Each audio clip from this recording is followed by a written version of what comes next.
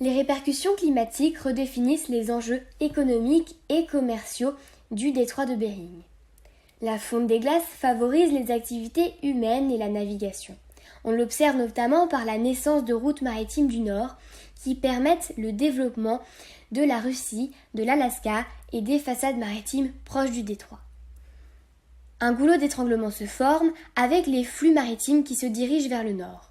L'utilisation de ces routes nordiques permet la réduction du temps passé en mer, d'éviter la piraterie des routes du sud et donne l'accès à des ressources naturelles.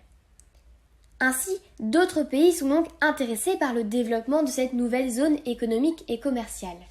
Le Japon, par exemple, qui est une thalassocratie, va, avec son territoire restreint et ses besoins de ressources externes, utiliser sa position actuelle dans les routes du Pacifique pour tenter de s'imposer et prendre part au développement du détroit.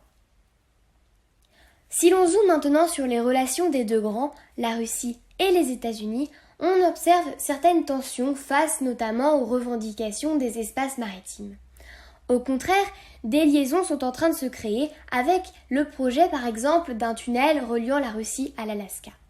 En somme, le détroit de Bering est un passage majeur en plein essor, un point névralgique en termes de commerce et d'économie qui reste en pleine évolution et dépend de la politique.